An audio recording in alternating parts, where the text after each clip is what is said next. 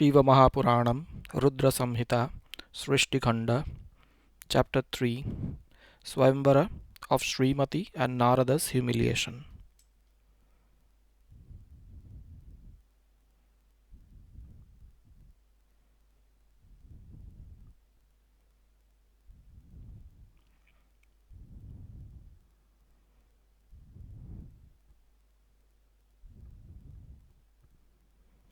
The rishis said, O blessed Suta, the disciple of Vyasa, salutation to you. You please continue to narrate this interesting story to us. O dear one, after the departure of the sage Narada, what did Lord Vishnu do? Where did he go from there? You please speak out to us. Vyasa said, Suta, well versed in the Puranic texts, listening to their words, reciting the name of Shiva, he internally spoke many praiseworthy words.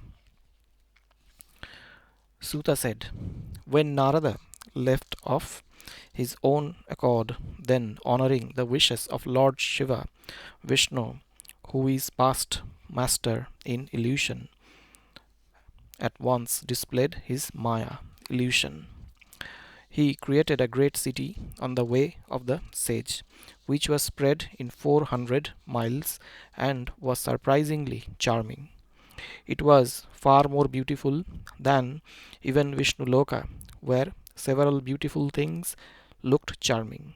A king named Shilanidhi ruled that city, which was filled were all the fortunes. He was making preparations for the Svayamvara of his daughter. His palace was fully occupied with the princes having arrived from all the four directions. They were all anxious, wearing the best of costumes for wooing the girl. Narada was fascinated at the sight of such a city. Having his mind filled with passion, he went at the royal gate. Finding the arrival of the sage Narada, the king Shilanidhi seated him over the gem-studded lion throne and then adored him. Then the king summoned his daughter named Srimati, made her bow at the feet of Narada. Looking at the girl, Narada felt surprised and said, O king, who is this girl resembling the daughter of gods?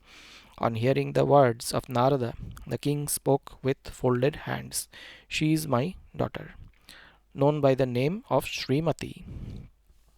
The time of her marriage has arrived. She is in search of a suitable match for herself. She possesses all the auspicious symptoms. O great sage, you please foretell about her destiny and also about the groom my daughter is going to achieve ultimately. At these words of the king, the sage Narada felt passionate with a desire to achieve her. Then, discussing with the king, Narada said, O king, your daughter is blessed with all the auspicious symbols. She is immensely virtuous, is graceful, and is the mine of virtues like Lakshmi. Her husband would be Sarveshwara, infallible, valorous, resembling Shiva, fortunate, and would conquer even the god of love. Her husband would be the best among the gods. Thus speaking, Narada, having the independent nature, left the place taking leave of the king. At the point of time, Narada had been overpowered with the Maya of Shiva. The sage Narada then started thinking in his mind how to achieve the girl. He thought, how would she select me alone among so many kings present there? All the women are attracted by beauty, and with the same beauty she could be attracted towards me. There is no doubt about it. Thus thinking, the sage, having been overpowered by the passion, at once went to Vishnu Loka in order to achieve the beauty of Vishnu. Bowing in reverence to Rishikesha, the sage Narada said, I would like to tell you my entire story in a lonely place. Then Lord Vishnu, who always acted according to the wishes of Shiva, agreed for the same and asked him to narrate his story. The sage Narada said, the king of Shilanidhi is always devoted to you. His daughter Srimati is in search for a husband for herself. She is well known to impress the three worlds. She is a most beautiful girl in the three worlds. O Lord Vishnu, I intend to marry her today itself. The king has arrived. The king has arranged for a Swayamvara as desired by the girl. Thousands of princes have arrived from all the four directions to attend the Swayamvara. In case you bestow your beauty on me, then I can surely get the girl. Without your beauty, she would never put the wedding garland around my neck without your form. O Lord, you bestow your form on me. I happen to be your dearest slave. You do something by which the girl should choose me. Suta said, listening to the words of the sage and realizing about the greatness, the Maya of Shiva, the compassionate Lord smilingly said, Lord Vishnu said, O sage, you can go if you so like, but I shall surely do favor to you, as the best of the physician does good to the patient because you are dear to me. Thus speaking, Lord Vishnu bestowed on Narada the face of a monkey, Hari. Thus bestowing grace on Narada, Vishnu disappeared. Then Narada, getting the face of a monkey from Vishnu, thought himself as having been succeeded in his mission, but he could not understand the intentions of Vishnu. Thereafter, the Narada, foremost among the sages, reached at the place of Swayamvara, filled with many kings. The assembly created for the purpose of Svayamvara was quite divine. The princes were present there. O Brahmanas, it appeared like the assembly of Indra. Narada also seated himself in the said assembly, and sitting there delightfully, he thought, leaving aside me, the beautiful damsel would never choose anyone else, because I am in the form of Vishnu. The poor sage was unaware of the ugliness of his face. The people who had arrived there found the sage Narada in his old form. O Brahmanas, the secret remained unknown to the princess and others who gathered there. Two of the Ganas of Shiva had arrived there for the protection of Narada in the form of Brahmanas, who were well aware of the secret about Narada. Both the Ganas, finding the sage having been befooled, went to him and got themselves seated beside him and started joking him. They said, look at the form of Narada, which is as graceful as Vishnu, but his head is as horrible as a monkey.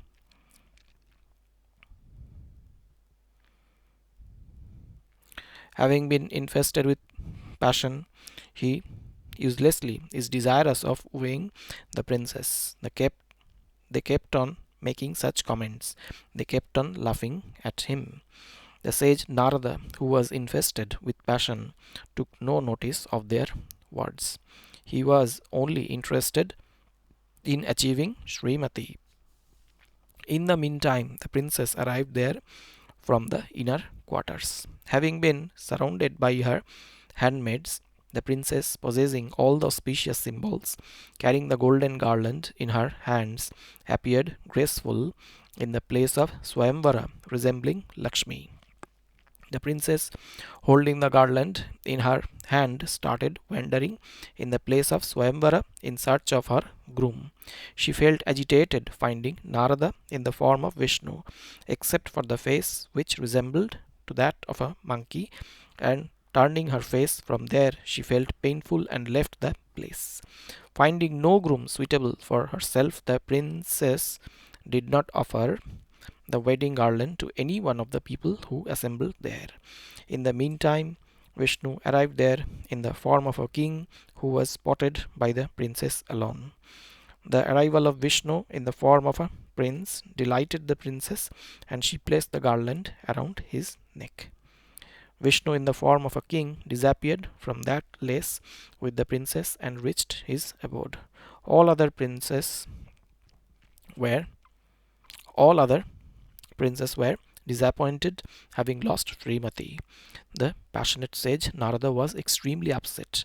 Then both the Shiva Ganas, who had taken to the form of Brahmanas, said to the lustful Narada.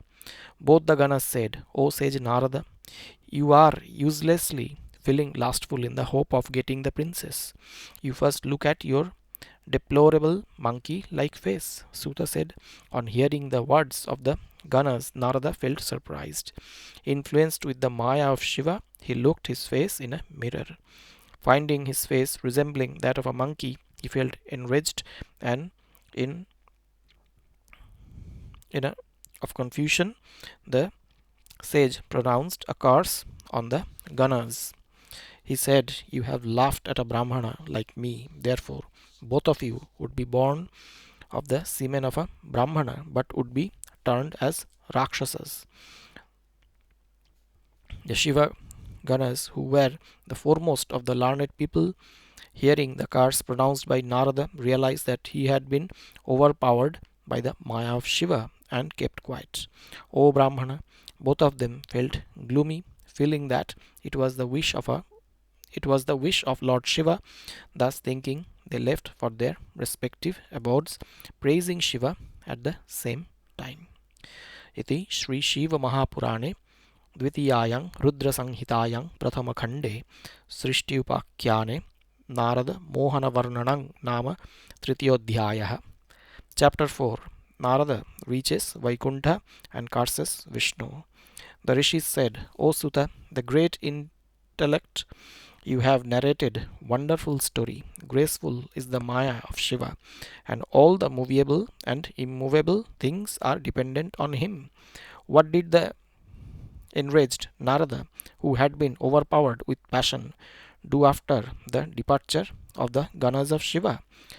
Suta said, having been overpowered with the Maya of Shiva and getting confused, Narada, after pronouncing a curse over the Ganas of Shiva at the desire of Shiva, looked his face in the water. Because of the will of Shiva, Narada was unable to understand the trick used by Vishnu. He was overpowered by the unbearable anger, and then he went to Vishnu Loka. His intelligence was lost because of the wishes of Shiva. He started burning in rage. Narada uttered abusive language, blazing like the fire flames. His intelligence had already vanished because of the will of Shiva. Narada said, O Hari, you are extremely wicked, a cheat and an enchanter of the universe. You are never desirous of the well-being of others. Your intentions are always dirty. Earlier, you taking to the form of Mohini had played a trick and made the demons to consume the wine instead of nectar. Had Shiva mercifully not consumed the poison, then, O Hari, the deceitful one, all your Maya would have been destroyed. O Vishnu, you are more inclined towards deceitfulness. You do not have a noble temperament. The Lord has made you free from control. Shiva, the Supreme Soul, has not done well in this way. You behave independently because of his influence as well as the prowess. Shiva repents at your performance. On the testimony of the Vedas, he has declared the Brahmanas to be the best of all. Knowing this fully well, O Hari, I advise you today, you never behave like this in future. Even today, you are fearless because you're coming in conflict with a person having the terrific temperament. Today, you shall have to reap the reward of your misdeed. Then Narada, having been overpowered by the Maya of Shiva, thus speaking to Hari, displayed the excellence of the power of a Brahmana, feeling painful and pronounced a curse on Vishnu. He said, O Vishnu, your form monkey by which you have cheated me, O Hari, you, becoming a human in the same form, would face grief. The way you had given me a monkey face, the same monkeys would help you. You cause trouble to others, Therefore, you would also suffer pain from the separation from your wife. Getting confused with ignorance, you would have to act as a human being. Then Narada, having been overpowered by ignorance, after thus pronouncing a curse to Vishnu, kept quiet. Vishnu, on the other hand, praising the Maya of Shiva, accepted the curse pronounced by Narada. Thereafter, Shiva, the Lord of Illusion, withdrew the Maya, which confuses the world, and had also overpowered Narada. With the removal of Shiva's Maya, Narada reverted to his earlier self as a man of wisdom. With the regaining of the true wisdom, he felt extremely surprised and was freed from confusion. He started repenting for his behavior, denouncing himself at the same time. Then he started praising the Maya of Shiva, which confuses even the people possessing wisdom. The sage then came to realize that his earlier performance had been due to the illusion. Realizing this, Narada, the foremost of Vaishnavas, then fell down over the feet of Vishnu. Then the Lord Vishnu lifted up Narada, who, having been relieved of the evil thoughts, spoke to Vishnu thus: I, the evil minded one, having been overpowered by Maya, had spoken evil words to you. O Lord, whatever curse has been pronounced by me on you, you better falsify it. I have committed a grave sin, which would surely throw me in the hell. O Lord, I happen to be your slave. You kindly tell me the way out by which my sins are washed out, and I could be saved from falling in the hell. Thus speaking, the noble minded Narada fell at the feet of Vishnu. With great devotion, he started repenting.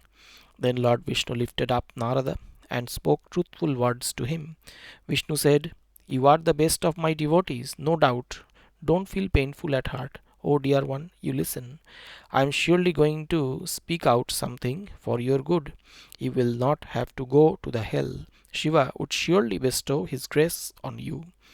You, having been overpowered with arrogance, did not care for the command of Shiva. He has therefore punished you in this way. Whatever has happened is because of Shiva's will. You should surely understand it. Parameshwara removes the arrogance of all. He is Supreme Brahman, the Supreme Soul, blissful, and the Supreme Knowledge. He is absolute, without any blemish, and is free from all the three gunas, viz. Sattva, Rajas, and Tamas. With the use of his Maya, he takes to the three forms of Brahma, Vishnu, and Shiva. He is Nirguna as well as Saguna, formless and with form. In his absolute form, he appears in the form of Shiva, the Supreme Soul, or Parameshwara, the Supreme Brahman, Maheshwara, the undecaying and the endless Lord. While serving, he happens to be the sustainer of the world, besides being the creator. In the form of Rudra, he himself destroys the universe. Beyond Maya, he is the cosmic witness, absolute, the form of Shiva, who wanders at will and indulges in divine sport. He bestows his grace on the devotees. O sage Narada, you listen to the best of the remedy, which removes all the sins and bestows the pleasure and salvation. Leaving aside all the doubts, you recite the best of the glory of Shiva and his stotra of 100 names, with the reciting of which all your sins would disappear at once. After thus speaking to Narada, feeling merciful, Vishnu again said to Narada, O sage, don't feel painful of heart. You had done no harm. Whatever has been done is at the will of Lord Shiva. There is no doubt about it.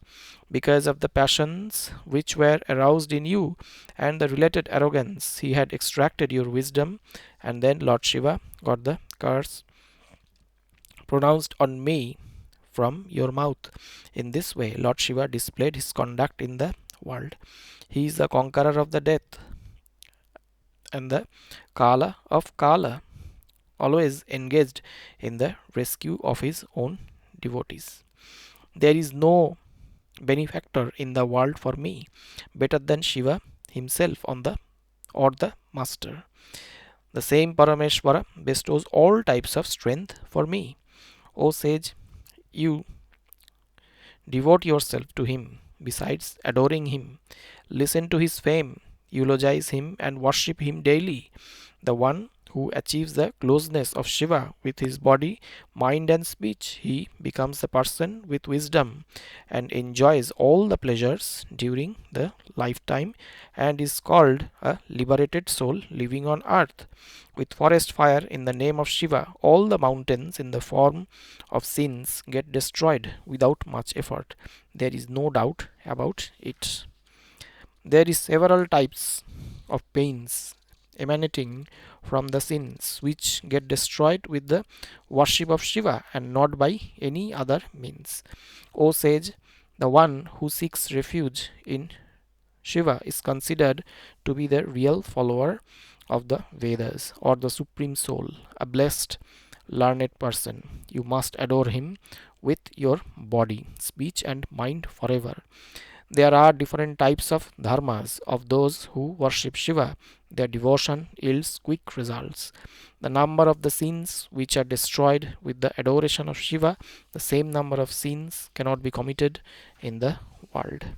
O sage, there are innumerable heaps of sins of the Brahmahatya which all get destroyed with the mere mention of the name of Shiva. This is the truth, whatever has been spoken by me. A person who, by getting the boat in the form of the same, a person who, by getting the boat in the form of the name of Shiva, tries to cross the ocean of the universe, all his worldly sins undoubtedly get destroyed. O great sage, the worldly sins surely get destroyed with the axe in the form of the name of Shiva. The person suffering with the sins in the form of forest fire should consume the nectar like name of Shiva, because such people can never be peaceful without consuming the same.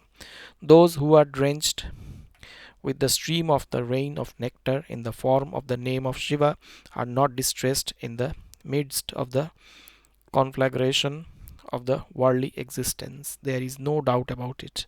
The persons who are drowned in the attractions and the jealousy can never be the devotees of Shiva, while those with the opposite performance surely attain salvation. The one who might have performed tapas in many births, only he develops the sense of devotions towards Shiva. The one who has a casual faith in Shiva would be of no consequence. Therefore, one should be totally devoted to Shiva.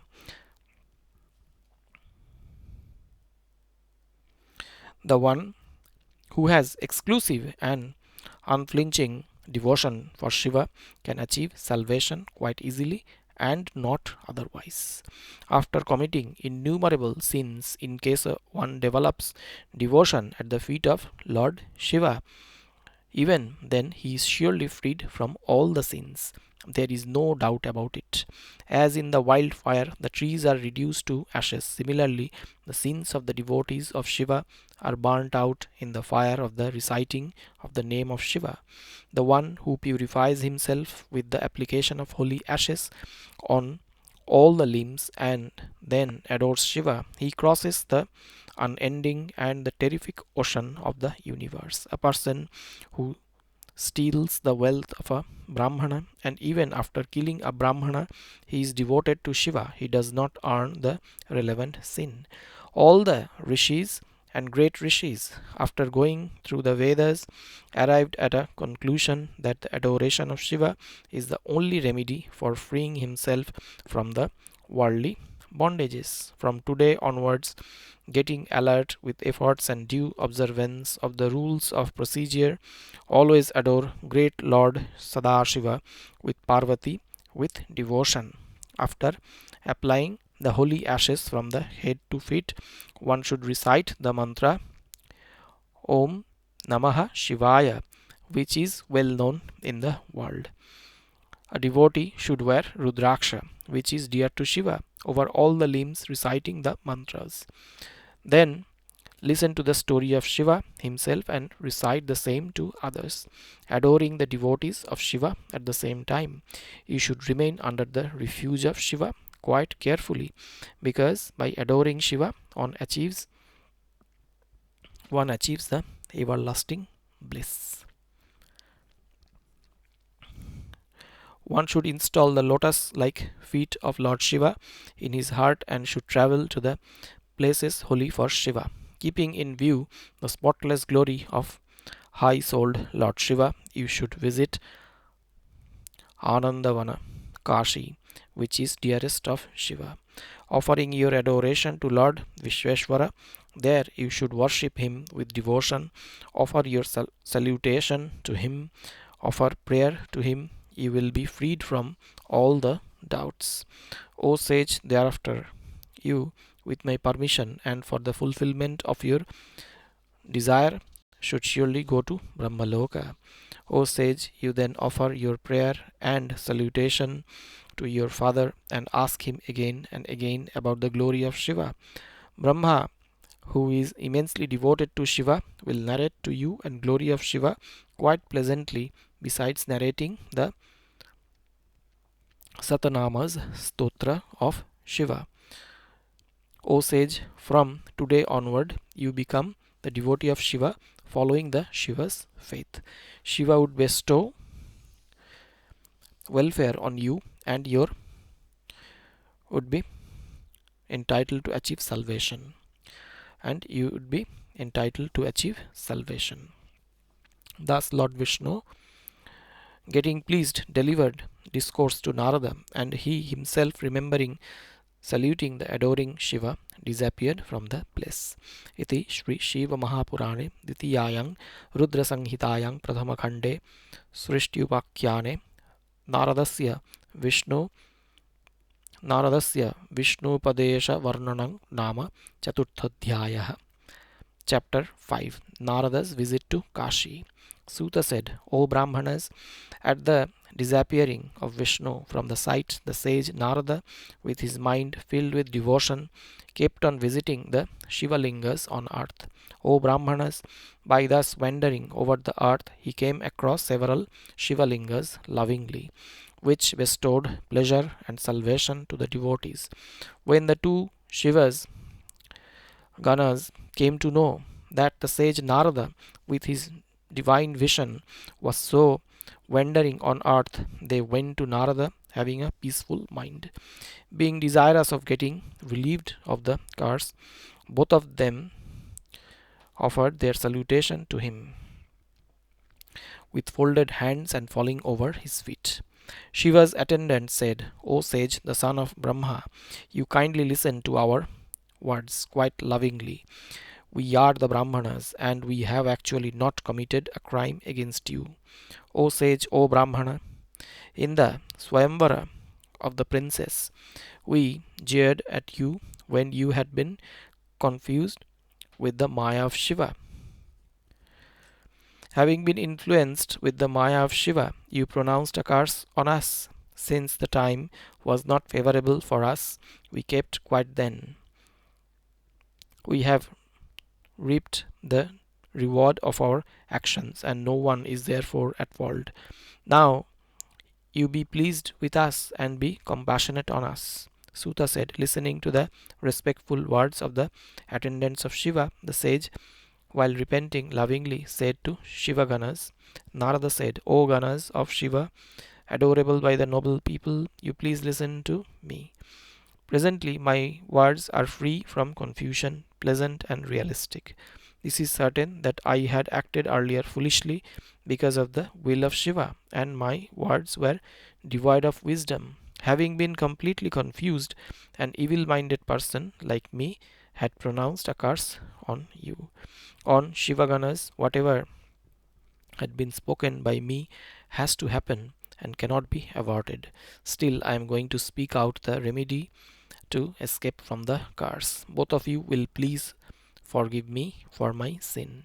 You would be born of the semen of a sage, would become demons, but still you would be quite glorious and famous. Both of you would be the kings of the entire universe, devotees of Shiva and controlling all your senses. You would be the form of Shiva. After your death, you would achieve the place of Shiva. Suta said, listening to the words of the sage Narada, both the attendants of Shiva felt immensely pleased and retired to their respective abodes.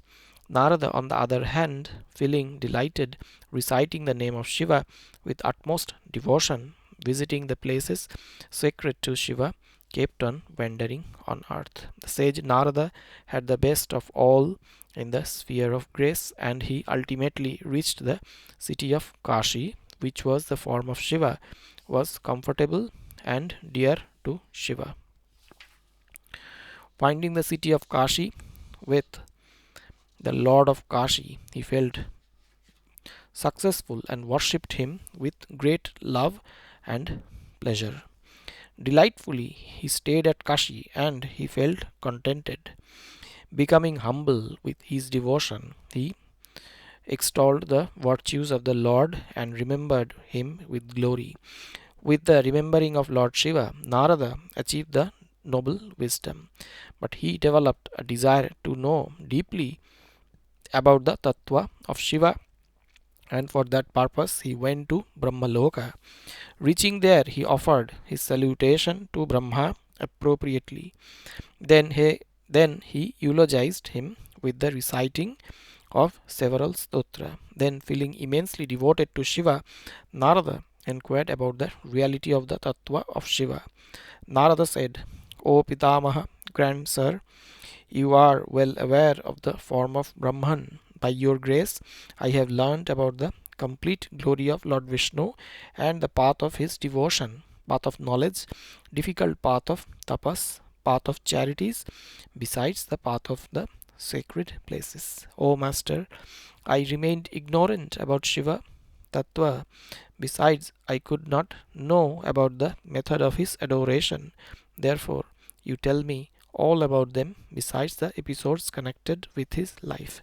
O dear one, how could Shiva, who is absolute and free from attributes, become full of attributes? Having been overpowered with the illusion of Shiva, I remained unaware of the tattva of Shiva. How did Shiva remain in his original form before creation? How did he function in the middle of the creation? How does he behave at the end of the universe?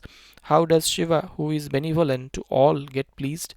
O Brahma, how does Shiva reward his own as well as the devotees of other gods when pleased? You kindly speak out all the details to me.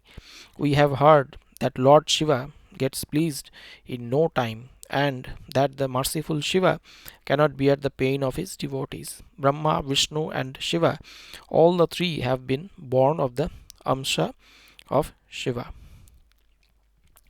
Out of them, Mahesha is the complete form of Shiva. Therefore, Shiva is the supreme tattva. O Master, you please tell me about the origin of Shiva and Uma. How were they married? You please tell me. You particularly tell me about their married life as a householder besides other sports. O sinless one, you also narrate other stories connected with them as well. You kindly enlighten me about the birth of Shiva, then the birth of Uma, the marriage of both of them, besides the story about the birth of Kartikeya. O Lord of the universe, though I have listened to the story from several other people, but I still am not fully satisfied. Therefore, I have taken refuge with you.